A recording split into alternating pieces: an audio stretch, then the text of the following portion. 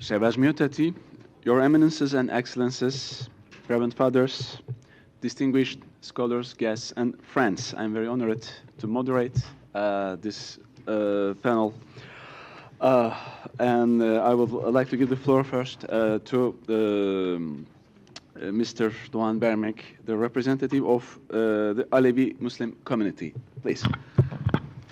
Good morning, Eminences, Excellencies, dear ministers and parliamentary members, guests, hosts, and ladies and gentlemen. First of all, I would like to thank the Archons of Ecumenical Patriarchate for organizing such an important and such a historical meeting. I appreciate, and I also appreciate our invitation and our presence in this meeting. Referring to the morning's discussions that Mr. Limberakis, Archbishop Demetrius, and Rabbi Schneier's talks, I would like to add few things from our belief system.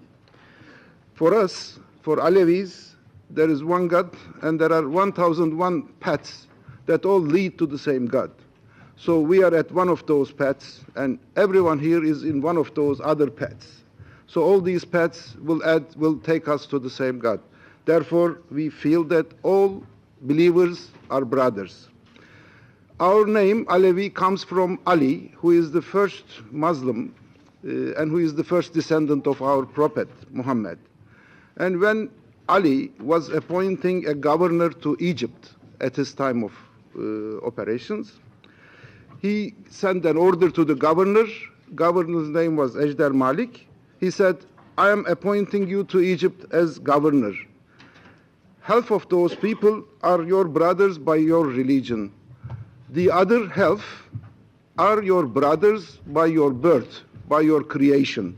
So everyone is your brother. So never discriminate any of these people during your reign period, during your governance in Egypt. This is the belief of the Alevi Muslim that I would like to present to this audience. Our honorary president of the Federation of Foundations, Professor Dr. İzzettin Doğan, keeps saying that there is no room for resentment, hatred, compulsion, and violence in Alevi belief system. So I think we are representing, all of us are representing each other at this meeting, and I take it as a great improvement for dialogue between the beliefs, for dialogue between the different religions. Now, I would like to, I had a longer talk, but I think we have a time limitation, so I'm going to limit the talks a little bit. The Alevis are about 20 million in Turkey. This comes to like 25% of the population. We have, we are not under protection of Lausanne. So there is a problem in the country. That is, there are some minorities, some foreign believers who are under protection of Lausanne Treaty, Alevis and also Shafis, who are a Sunni sect in the country. We do not have any kind of protection. Therefore, we were ignored in this country. After the 16th century, Ottomans officially converted the country or the empire to Sunni system. Before the 16th century, Ottomans were much more tolerant. And by the conversion of the Sunni system, the tolerance gradually was lifted up. And by the 19th century, there was too much pressure on the Alevis at the country. At the beginning of the 20th century, this pressure was released with the liberation and with the establishment of the government. But after the 1950s, during the clashes of the Eastern world and the Western world, and during the two coups of Turkey that we survived in 1970 and 1980, fundamentalist Muslims took much more power in the country, although our constitutions and laws do not have any discriminative points. So the laws are totally non-discriminative, but the applications became gradually discriminative during the last 50 years. And at the end of it, we found ourselves in a very difficult position in maintaining our belief, in funding our activities. This morning, one of the speakers spoke about the funding of the activities of the church and other beliefs in the country. I would like to say that most of the communities that we are talking today are self-funding themselves in this country. However, Turkey reserves a great share from its budget for the religious services. We have an official organization which is called Directorate of Religious Affairs. And this Directorate of Religious Affairs, instead of directorating the religious affairs, is trying to act as a missionary organization to convert all Turkey to Sunni Hanefi Muslims. And they have a huge budget. Their official officers are about 103,000 people today. And their budget supposed budget for the 2011, offered budget for the 2011 is $2.6 billion. While the Ministry of Culture and Tourism in a country like Turkey only has a budget of $1.07 billion budget. So almost 2.5 times of the tourism and culture budget is going to the religious services in this country, in Turkey. And all of that money is spent for the Sunni Hanefi belief system. And so Sunni and Hanefi believers are about 50 million in that country, 45 to 50 million.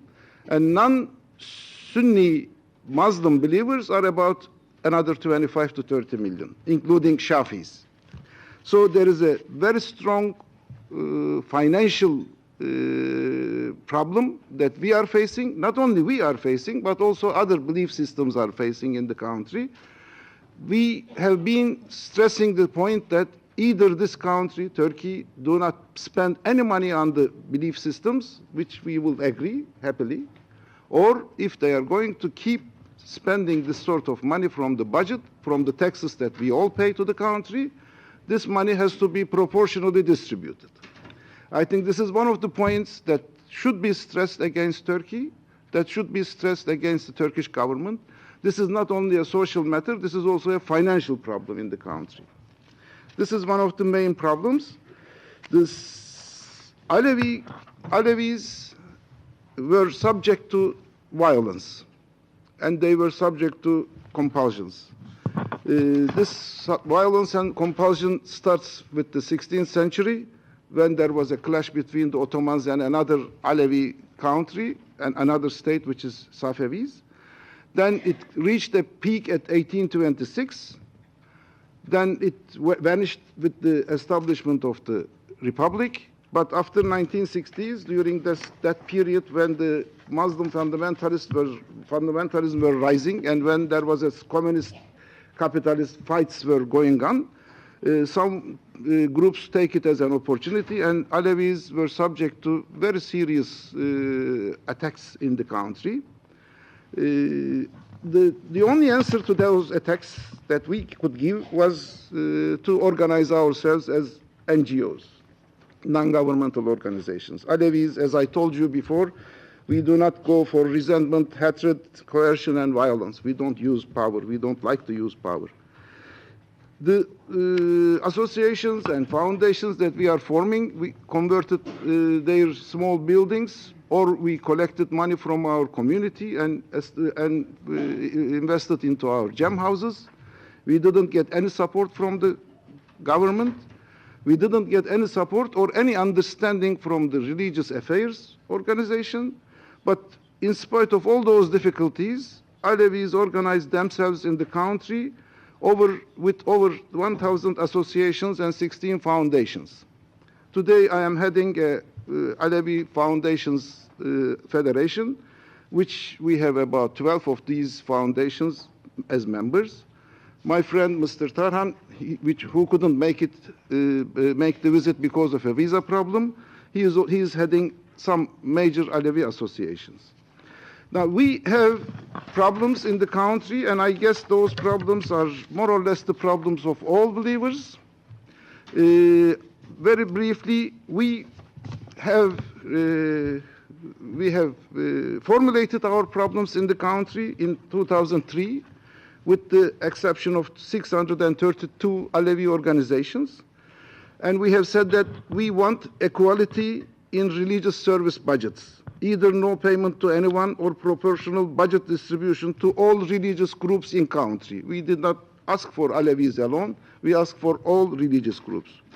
We said schools should be allowed to open for training Alevi clergy as well, because this country has 400 clergy training schools for Sunni clergy trainings, and we don't have even a single Alevi clergy training school. We have jam houses, which was mentioned this morning. We want jam houses to be accepted as worship places. Now, currently, we have some progress, very, very small progress on the curriculums of the religious books, which was mentioned in earlier talks. Currently, the government has a Alevi evolution program. However, this program is going extremely slow, and this program is not going as a transparent program. We are taking one step further and then few steps behind, and that is making the position much more difficult. As a result, we have applied to European Court for Human Rights at September 1st, and we took Turkey to the European Court for Human Rights. I think my time is finished. Thank you very much. Thank you very much.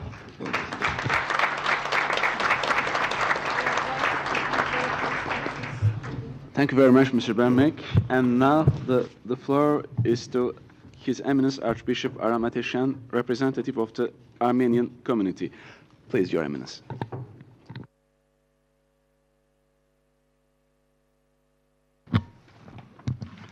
Your Eminence and dear friends,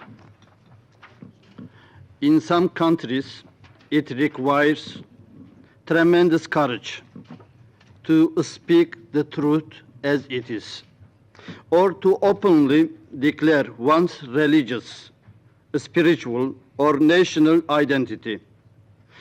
If we are squeezed into a corner by fear, then naturally it will be hard to speak the truth and to convey this truth to the coming generations.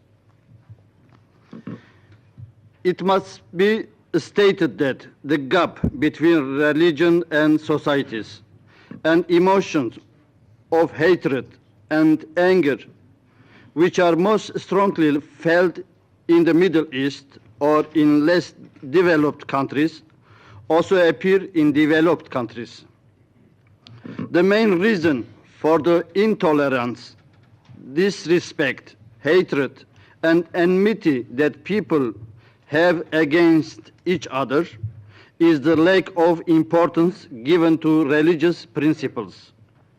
And this interest in spiritual and ethical values and a shortage of faith, all of these negative things make it hard to live together and to understand each other.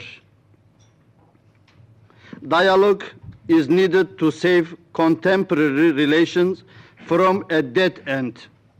But to have dialogue, it is necessary to establish mutual respect. It is difficult for people to come together when they belittle and scorn each other in word or in writing. People and individuals must show the same respect for each other's national and religious symbols. In various situations, these symbols must not be dishonored, burned, or trampled on by racist and religious fanatics and demonstrators.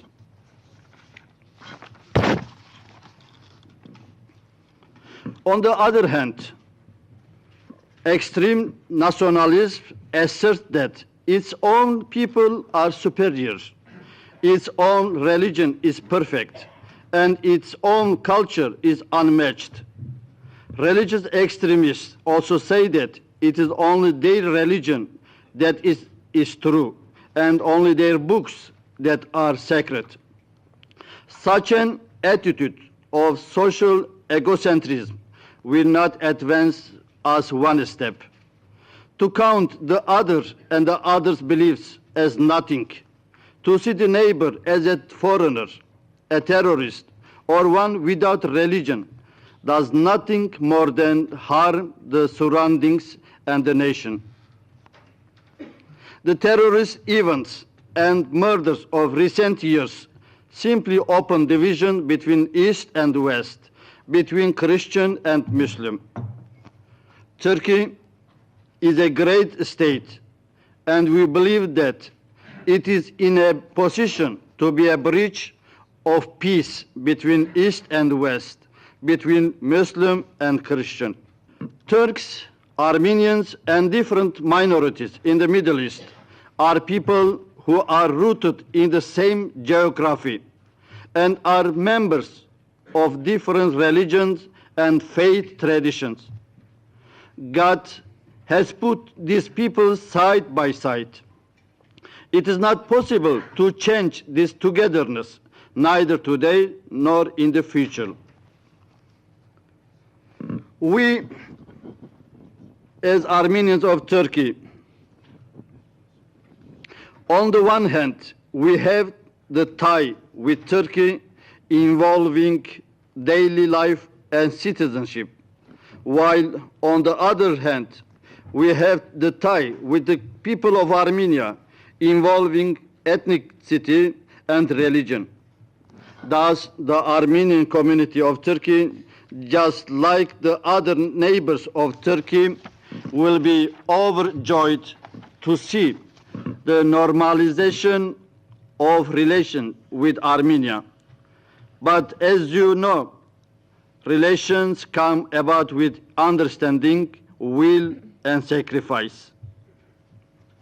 The community of Armenians that carries on its life as one of three groups recognized in the Lausanne Treaty. They hold a minority status and minority rights given by that treaty in modern Turkey, a country considered to belong to the Islamic countries. It is indeed hurtful to be called a minority in my own beautiful country where I have lived for thousands of years. However, when I see the situation of communities that do not have this minority status, I say that I am glad because I have it. The others do not enjoy what I have. As the Armenian community of Turkey, we are about 70,000. We are trying with difficulty to maintain our 45 churches, 13 schools, a modern hospital, 3 newspapers, and 20 cemeteries, plus other institutions, all without any material support from the government.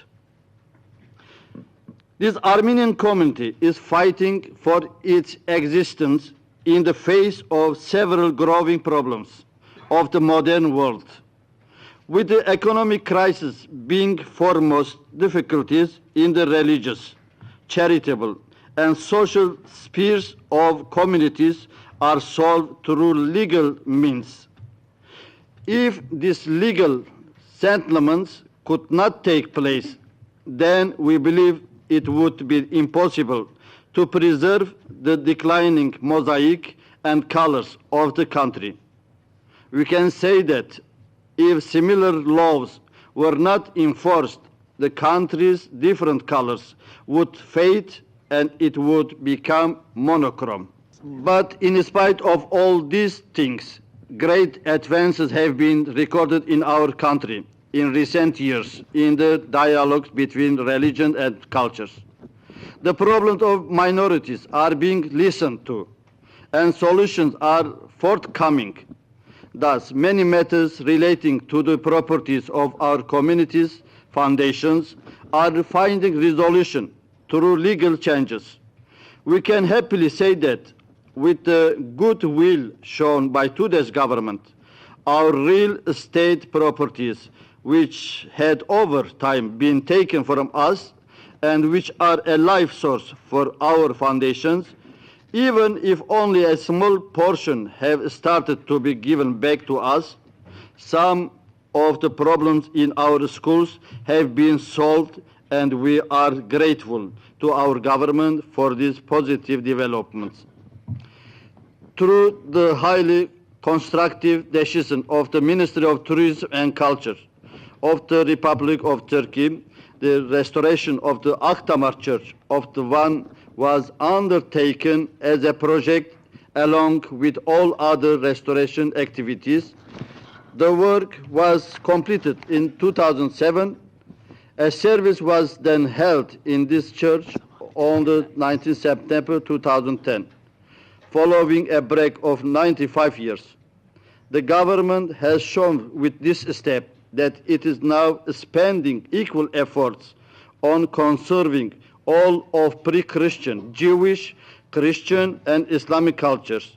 It is spending effort on appreciating and protecting the historical and the cultural Jewish, Byzantine, Armenian, and Assyrian heritage of our country. In addition of Islamic culture and values. Thank you for all of you.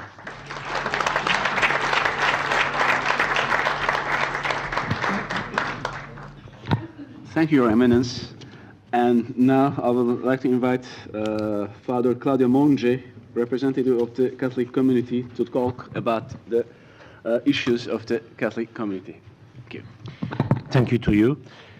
I'm grateful to Professor Oehring this morning that tried to explain us the right interpretation of the spirit of Treaty of Lausanne, because if I'm here as representative of Latin Catholic Church is because minorities are not just three groups, but the whole minorities, no Muslim minorities in Turkey. At the same time, personally, I feel quite uncomfortable with the term religious minority according to the Turkish situation and the Turkish history. Such a title does not always depend on the number of followers of the religion. But, and I say this very openly also to my brother representative of the different Christian churches, it's very often related to the dialectical relation between religion and identity. In short, a vision of religious community as national churches. The misunderstanding comes from applying legal and political categories to realities that are spiritual and involve personal relationships. With the awakening of nationalism in the 19th century, we start to confuse too easily spiritual power with worldly power, the salvation of mankind with the interest of nations. Because of this, religious minorities are considered somewhat a reactionary way of building one's identity and therefore a threat to the national unity. Yes, till today, in Turkey, a part of the population is conceived of being a threat to national unity. This paranoia, this obsession with territorial integrity, that's someone term as syndrome de Sèvres, unite people of very different aspiration, political, social, and religious. For these people, the idea of a nation state translates in practice into the dream of a state composed only of people of the same ethnic identity. And because they are conscious that the real situation does not correspond to this desire, they are tempted to discriminate on religion's ground against those who have not yet been assimilated, the non-Muslim, and those who are supposed to be assimilated in an ethnic sense, that is to say Muslim groups, Muslims minorities. In this country, one must really go beyond, is my impression, I think, the actual spirit that characterized the Treaty of Lausanne. Still linked to the traditional Ottoman conception of minority defined on an ethnic basis, in the case of the millet. In other words, one must not see any implication of a political or ethnic kind when churches ask legitimately for legal status and the necessary condition for their survival. This involved the individual and communal profession of faith of their member. The only fair solution in a modern democracy is to work for a real secularity, which will mean a separation of power, laïcité. Otherwise, we could understand also the majority of Muslims say that they are discriminating in Turkey in this moment. Whereas churches, religious communities on the one hand and the state on the other are distinct entities with distinct domains. In a democratic society, the former have a right and a duty to guide their followers and protect their culture and their traditions. I think that state should guard against forcing its citizens to making a choice between loyalty toward itself and an institution, as an institution, and their faithfulness to their own religion's conviction. The state has a right to demand of all its citizens an open public commitment to democracy, but also a responsible attitude toward integrating all of its life, culture, and tradition. As believers, we need to affirm that we are citizens and believers, not citizens or believers. We are therefore called to work hand in hand in an appropriate way with the state to which we belong without becoming unjustly subservient to the government. I say this because I believe that religious communities are in the and the state should work together for the common good. The recent Catholic Synod for the Churches of the Middle East remind us, I quote, "We have extensively treated relationship between Christian and Muslim. All of us share a common citizenship in our countries. Here we want to affirm, according to our Christian vision, a fundamental principle which ought to govern our relationship, namely, God wants us be Christian in and for our Middle Eastern society. This is God's plan for us. This stems from our sense of belonging not only to our religious denomination, but also to call that collective enterprise that is called citizenship. A last thing I would like to write. I'm not a politician, but a theologian and a Dominican father living in Turkey since 8 centuries. I'm aware that the history of the Latin Catholic Church to which I belong has always been a little different compared to the other national churches from the beginning. But today, this church experiences, as Latin Catholic Church especially, a more sense of its universality because of migration, even in Turkey, not only because of the great number of Christian believers searching for a better condition of life, economic, personal security, and freedom, but also in the other social sense. Only in Turkey, I remind, just in 2009, about 17,000 persons, of which 50% were Catholic, apply for asylum. It's made up of quite often of a fragile and suffering humanity who have endured personal drama. These migrants have birthed to new community of faith, and their liturgy have an energy, have a sense of participation, less and less known in the heart of the churches. These migrants very often, they are discriminating within our own churches because they don't belong to the history of the ethnical churches. I think we need to be aware of this and to work of a real citizen belonging in Turkey, but also a real freedom of faith. Thank you.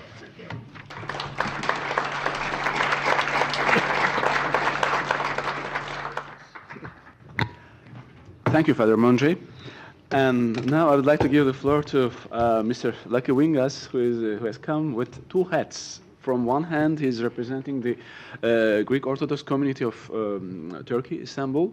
And on the other hand, he is the representative of the non-Muslim minorities, all non-Muslim minorities in Turkey, before the General Assembly of the General Directorate of Foundations. And I must say that this second experience is a very successful, a very interesting one. And the floor is Mr. Vingas. Thank you. Thank you, Mr. President. Your Eminences and Excellencies, distinguished Archons, ladies and gentlemen, let me start wishing to our Muslim brothers İyi Bayramlar. Happy Feast Day. I'm honored and pleased to join you here today in the seat of the European Union to discuss issues of religious freedom and some general concerns expressed by religious minorities in Turkey. I was elected in December 2008 as the member of the Council of the General Directorate of Foundations, representing all non-Muslim foundations under the provision of the new law on foundations. This law marks the first time that such a provision was ever introduced throughout the long history of relations between the religious minorities and the state. Notably, it is the first time that a non-Muslim Turkish citizen has participated in the bureaucratic establishment and has been given the right to vote under the purview of the General Directorate of Foundations. This change was the direct result of the fact that Turkey was accepted as a candidate member of the European Union and thereby initiated a series of reforms in an effort to harmonize its legislation with the EU legislation. Law number 5737 gives the following rights to non-Muslim foundations: to acquire new property, to dispose of existing properties, to replace existing properties with more useful ones under certain conditions, to allocate to another foundation of the same community real property that is not being used for charitable purposes, or to convert this property into income-yielding property and other lawful purposes. The 15-member Council is the highest decision-making body of the General Directorate of Foundations. The Council aims to ensure, for the first time in history, the democratic participation of foundations in decisions that concerns them. The Council's duties include the following: decision for public benefit on expropriations and dispositions of real estate and charitable real property, oversight of the budgets of the Directorate General and Operational Directorates, draft regulations and bylaws concerning the Directorate General and foundations. The most encouraging provision of the law is the return of legal title to hundreds of valuable parcels of real property which belong to the foundations, on the corresponding right to register them under the name of the relevant foundation. The GDF reports that 107 minority foundations have submitted almost 1,560 applications for property registration. Today, 131 positive decisions have been issued, while another 150 applications were granted without requiring the decision of the Foundation Council. For a further 943 applications, the Council extended the deadline to July 16, 2010, in order to review all the files completed. Negative decisions were issued for another 347 applications. This process is ongoing and more requests are expected to receive a positive answer. Despite these groundbreaking developments, there are still many issues of great importance to the minority communities. For example, the law fails to address the issue of compensation, a significant factor for a number of properties that have been resold to a third party after government expropriation. The law contains no provisions respecting the legal status of certain properties which were not formally registered to any particular foundation. These significant properties include the cemeteries of non-Muslim minorities, ownership of which has been transferred to the surrounding municipalities. There is also the minorities' request to be permitted to use inactive school buildings for other purposes that would be for the benefit and advantage of the communities. Another shortcoming of law number 5737 is its failure to provide for the creation of new minority foundations. as is the case in the Jewish community in Smyrna and the recent immigrant communities of Syrian Catholics and the Syrian Jacobites. Another significant flaw of this law is its failure to allow existing minority foundations to adapt to the current local or cultural needs of their own community. Many of the existing Greek foundations would gladly consolidate into a smaller number, since the community is much smaller and is also needed a central coordinating body for each community. But no such mechanism currently exists. The law should also allow every foundation to have its own internal regulation, so the foundation could adapt to today's needs via its internal regulations. The total number of today's minority foundations is 163, including Armenian, Jewish, Syriac Christian, Chaldean, Bulgarian Orthodox, Georgian foundations, and of course the majority, about 73, are Greek foundations. Finally, the law number 5737 does not provide for the return of seized non-Muslim minority foundations. It is well established that in an earlier difficult period, the General Directorate of Foundations had declared seized 24 Greek Orthodox and 24 Jewish foundations under the pretext that they no longer have a charitable or practical use. In other words, the foundations in question have kept their legal personality, but their administration has been seized by the state. In actual point of fact, the 48 seized foundations are, in the vast majority of cases, churches or synagogues rather than charitable institutions, and are therefore, by definition, are exclusively dedicated to worship. Given the foregoing, our communities have a legitimate reason to wonder when those properties are going to be returned, and more importantly, why we have been arbitrarily deprived of their administration. Another major gap in the current Turkish legal framework is the fact that the religious institutions of our communities are not recognized by the Turkish authority. The Ecumenical Patriarchate, the Armenian Patriarchate, the Catholic Church, the Jewish Rabbinate, and others, all with a long history in our country, do not have legal personality. This means that they cannot acquire or sell or rent property. They don't have a tax identification number, and they don't have their own educational facilities to educate their members. Yet, I would be remiss if I did not mention the positive steps that have been taken. The Ecumenical Patriarch Bartholomew celebrated on 15th of August, after almost 9 decades, the Divine Liturgy of the Dormition of the Theotokos at Sumela Monastery in the Black Sea province of Trabzon. The Turkish government granted Turkish citizenship to 14 members of the Greek Orthodox hierarchs. This facilitates the work of the Patriarchate and the Holy Synod.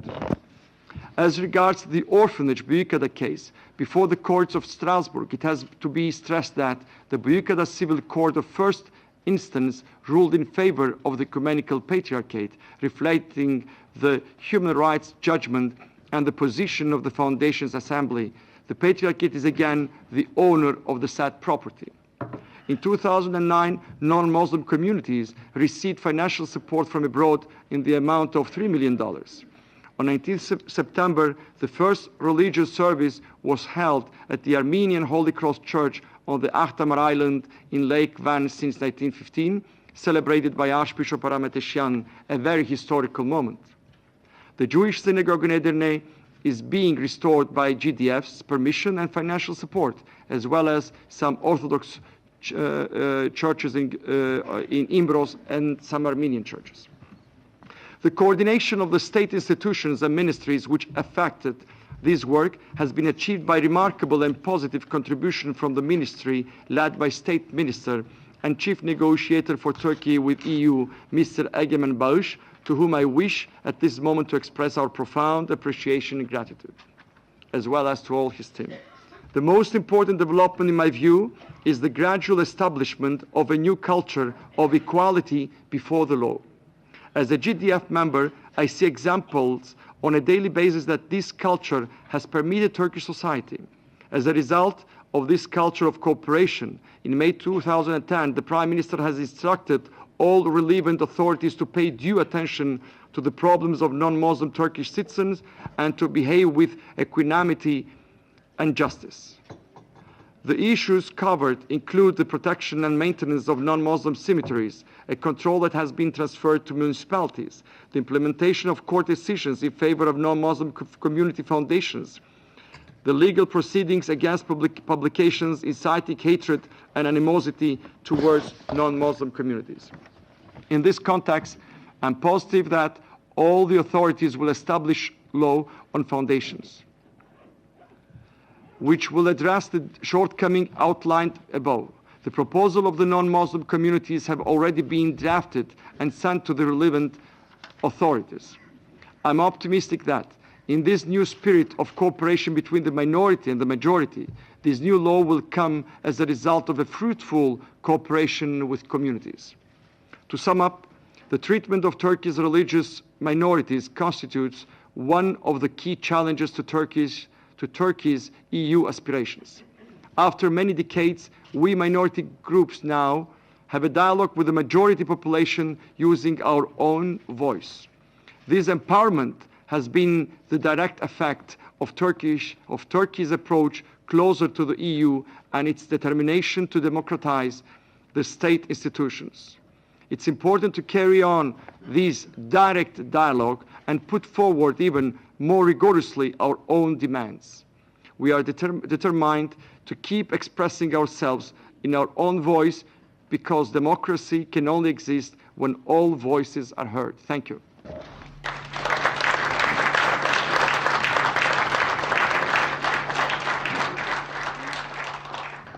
Thank you, Mr. Ringas, for your multidimensional, comprehensive, and equilibrated presentation. And now I would like to invite Mrs. Mine Yildirim, the representative of the Protestant community of Turkey, to talk about these issues. Thank you. Good morning to you all. Today I have the privilege to bring to this conference the voice of the Protestant community in Turkey. It's a great encouragement to see such an interest in religious freedom in Turkey. My brief presentation is based on a report that was published in October 2010 by the Association of Protestant Churches. The report is called A Threat or Under Threat: Social and Legal Problems of Protestants in Turkey. And this report is based on in-depth interviews with members of the Protestant community and really brings information from the field and explains the mechanisms of restrictions, how they work in their daily lives. And I'm happy to give out some copies later on if you are interested. I realize that very little is known about the Protestant community, so let me just start with some basic information. Protestant community in Turkey comprises of about 3,500 persons, and there are about 100 churches, and about half of them worship in homes. It's a relatively small community compared to other historical Christian minorities. And the Association of Protestant Churches was established in 2009, and it represents the community. Moving on to some concrete freedom of religion or belief issues. We know that the right to establish places of worship is a cornerstone of religious freedom. And Protestants have expressed that they have great difficulties in establishing places of worship. So far, only one congregation has successfully and legally established a church that is recognized as a place of worship. And it has actually become possible to establish a place of worship only in 2006 with amendments in relevant legislation. While this is a positive development, application of relevant regulations make it virtually impossible to establish places of worship. For instance, criteria such as the requirement of 2,500 square meter plot to be able to establish a place of worship is impossible to fulfill and really not necessary for small communities such as Protestants, because average membership in a church is about 30 persons. So difficult criteria coupled with non-facilitative public decisions aggravate the situation. Numerous applications have been made and rejected, and churches have been served warnings that worship conducted in their premises are not legal. Protestants welcome the possibility to establish associations and thus acquire a certain legal personality. And this is considered definitely as a positive step, and this has become possible in 2005. However, they report that inconsistent procedures and applications by law enforcement officials and other public authorities. And interviews have revealed that discrimination in the enjoyment of the right to work is very common. And in fact, they have so much internalized this that this is not even complained about. Legal framework for training clergy does not exist. Another striking result from the interviews conducted was regards children. Protestant children have the right to be exempted from religious culture and knowledge of ethics classes. However, problems in the implementation of this right persist. And children have reported maltreatment and bullying by their friends because they have to sit most of the time in these classes for various reasons. Sometimes the school administration may not know about the exemption, and other times there may not be any facilities where the children can go. So we see in practice that they have to sit in class during these classes. And they also report serious problems with their teachers. Some general points about general points affecting the enjoyment of the right to freedom of religion or belief were also repeatedly made by members of Protestant community. They expressed that they feel the state doesn't view them as equal citizens. Some pastors related that some civil servants are helpful in general, but in general they think that Christians are like a Trojan horse in the country and have a divisive political agenda. And they generally share that they feel there is a general intolerance towards Christians in Turkey. And particularly the killing of 3 Christians in Malatya was as a peak point. Just finally, to wrap up with some recommendations, a religiously pluralistic society is the challenge before Turkey today.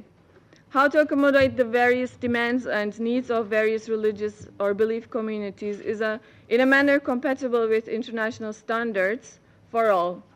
And one starting point for this would be to strengthen neutrality and impartiality of the state and widen the sphere of autonomy for belief communities. So I will stop there.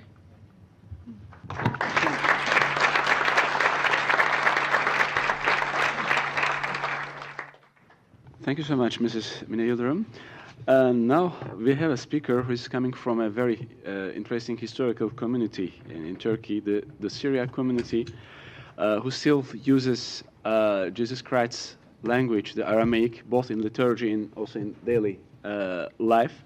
Our friend is originating from Turkey, but he's currently living abroad, and we give the floor to Mrs. Johnny Meso, representative of the Syriac community and president of the Syriac Alliance. Thank you. Thank you, Mr. Chairperson, distinguished eminences, excellencies, ladies and gentlemen. First of all, I wish to compliment the Order of St. Andrew the Apostle as well as the Order of the Pamalkaristos for organizing this significant, prestigious and even much needed conference. I also wish to express my sincerest gratitude to the organizers and in particular to Mr. George Rokas for inviting me today to represent the voice of a neglected people in and by Turkey. I am hopeful that with a common spirit of humanity, together we can plant the seeds at this conference to turn our problems into viable solutions and opportunities. I should like to continue my statement now about the sincerity of Turkish democracy, ? And I would like to present the case of the indigenous Aramaean or Syriac people. I've been asked to share with you the main issues and concerns of my people in Turkey. Due to time restrictions, I have selected 3 major problems my people face in Turkey. But allow me first to introduce the people I represent so you can understand a few of our many, many problems in Turkey. Let me first start by the name or terminology. His Holiness the Syriac Orthodox Patriarch wrote, "The Syriac language is the Aramaic language itself and the Aramaeans are the Syrians themselves. He who has made a distinction between them has erred." Unquote. However, to prevent any confusion with the largely Muslim Arabs of Syria, our people are more and more using our originally Aramaic and Semitic name, Aramaean for the people and Aramaic for the language. And so am I today, and it would be great if you could do the same. Secondly, the Aramaeans and the Aramaic language are indigenous to southeast Turkey, as confirmed by written evidence of at least 3,000 years old. They represent, in fact, a pre-Islamic civilization that is native to Turkey, Iraq, Syria, and Lebanon. Third, the Aramaeans, as many of you will know, were among the first to adopt the Christian gospel. Partly for that reason, my people in Turkey have traditionally been called a religious community. In reality, the Christian Aramaeans have a very rich and long history, their own literature, their own name, and a lot more that makes them a people, or even a stateless nation. And this is also how the vast majority increasingly perceives and like to call themselves. In Turkey, the ethno-religious Aramaeans historically consist of the Syriac Orthodox, Catholic, Protestant, Chaldean, and Nestorian, sometimes called Assyrian communities, religious communities. Now the fourth point, the diaspora. As a result of systematic ethnic cleansing, and which the Prime Minister of Turkey last year even called the fascist mentality of his predecessors, the land theft, persecutions, and discrimination by the Turkish state, often with the help of Kurdish auxiliaries, the Aramaeans fled from their homeland. Today, some 25,000 Aramaeans reside in Turkey, among whom circa 2,500 souls have remained in the southeast of Turkey, their ancient homeland. And the number of Aramaean Europeans substantially exceeds the number of Arameans in our traditional homeland. Last point, leadership. In the diaspora, particularly in Europe, where I've grown up, the Aramaeans have tasted the delights of true democracy, of freedom of religion, expression and association, as well as equal citizenship. In the West, secular organizations such as mine have emerged, in addition to the churches and monasteries, aiming at organizing, defending, and representing the Aramaean people and their fundamental human rights. Now, the Aramaean question in Turkey consists of past and present cases of many human rights violations which have never been addressed by either Turkey or the international community. I have decided to very briefly introduce the 3 major issues as announced before, and then ask the Turkish state officials who are present today questions which faithfully represent the voice and the desire of the Aramaean people. It is hoped that this will initiate an official dialogue with the Turkish government on a socio-political and cultural level, conceivably coordinated by the EU. I'm not talking about the religious dialogue here, because that's already taking place. And I should add and emphasize that these dialogues haven't solved the problems our community is facing today in Turkey. They haven't solved them, and they won't solve them in the foreseeable future. And unfortunately, His Excellency, the Minister, he's not present among us, and I'm sure that I can speak of all my colleagues here. We would have appreciated very much if he would have at least be present and have listened to our story. Now let me start with the first issue or problem we face. I call it the lack of recognition and legal status, already addressed before. Turkey signed the Peace Treaty of Lausanne in 1923. Despite the fact that this treaty, which can be regarded as Turkey's framework on minorities, guaranteed the protection and the rights of the non-Muslim minorities and the non-Turkish nationals. Well, the Arameans were never granted formal recognition by Turkey as a minority such as was formulated in this convention. And consequently, they have never enjoyed their basic human rights, which include, for example, the foundation of Aramean schools, of hospitals, or even new churches. On that account, one could even boldly state that the religious freedom of the Arameans is even more restricted than that of the Christian, Greek, and Armenian nations who are recognized by Turkey according to the Lausanne Treaty. Now, I have two questions here to our Turkish government officials. First, what is Turkey's position on recognizing the Arameans as a minority in conformity with international law and the Lausanne Treaty from 1923, much like the Greeks, Armenians, and Jews, so that the Arameans, are allowed to establish their own schools, teach their Aramaic mother tongue, the language of Jesus Christ, and freely practice their Christian faith?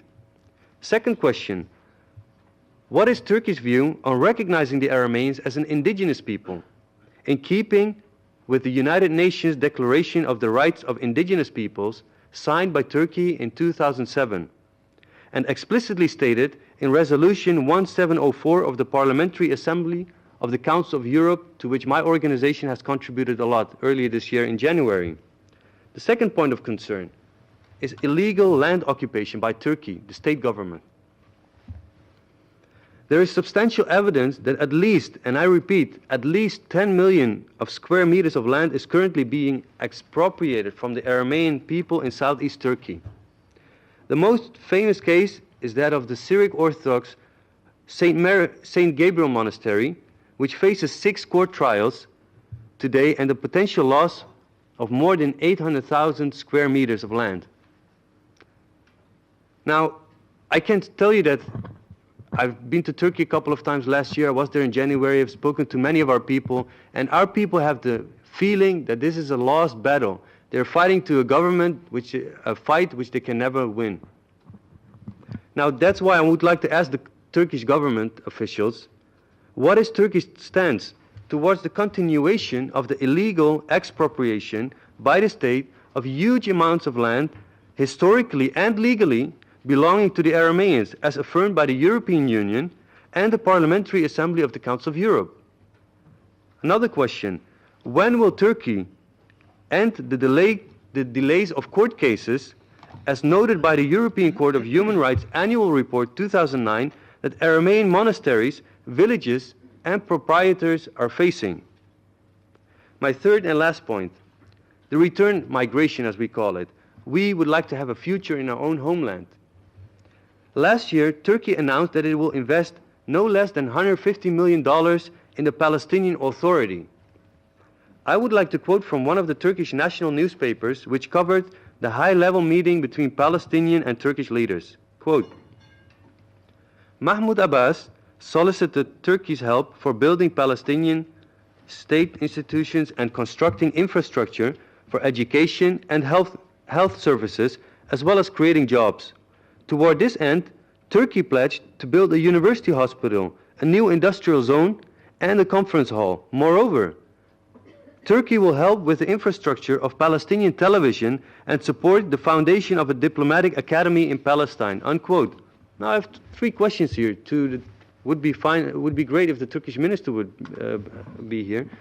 First of all, while I understand Turkey's sincere concern for the Palestinian-Israeli situation, I question, why is Turkey interfering with Israel's internal affairs while it has not even solved its own domestic situation?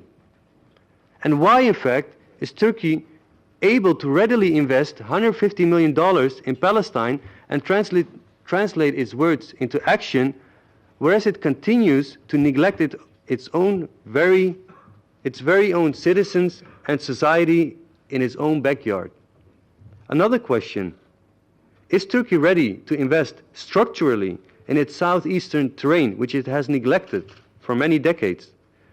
above all in improving the security, because our people live in fear there, I can tell you, in the infrastructure, or even in the facilities for normal life circumstances, so that the Aramean refugees who have been evacuated can be drawn back to the land of their ancestors. Last question. Can Turkey ensure that the Tur Abdin region in southeast Turkey, this is an Aramaic name that is comparable, it is an ancient Christian region, which is the Aramaic counterpart of the famous Mount Athos, known to all of you. So can Turkey ensure that this region remains populated by its original Aramean inhabitants in the next decades, if not centuries? Now I come to my conclusion. The Arameans have an ancient history in Turkey and are one of the oldest Christian peoples in the world. Despite genocide, mistreatment, and discrimination, they have always remained peaceful and loyal citizens. Noting that the Christian Arameans have fled from their homeland and in the past decades have frequently expressed the desire to be officially recognized by the Turkish government as a minority according to the Lausanne Treaty, in order to obtain a legal status so that they can start building up a future in their own homeland, Turkey must demonstrate how sincere its commitments to the values and principles of the European Union truly are. The Arameans, above all, ask for equal citizenship based on a new constitution that meets the standards of the EU, and which laws will effectively be implemented. I would like to stress the term implemented. They strive for the recognition of their people and historic presence in southeast Turkey. The Arameans as not to be treated as foreigners or as a fifth column by Turkish society, led by mainstream media and biased textbooks. In fact, Turkey should embrace and integrate the native Arameans as an ambitious people who can enrich Turkey culturally, intellectually, spiritually, and even economically. With their experience in the Western diaspora, the Arameans may even become beneficial to Turkey in assisting Turkish society in the ongoing process of democratization. Now, between the 7th and 10th centuries AD, the Christian Arameans transmitted Mesopotamian and the Greek sciences to the Muslim Arabs, who later exported this knowledge to Europe. Perhaps with their Christian background, and as a people that has integrated most successfully in European countries, the Arameans may once again form a bridge between two civilizations, this time between Turkey and the EU. In any case, I believe the ball of democratization is in Turkey's court today. Thank you very much for your attention.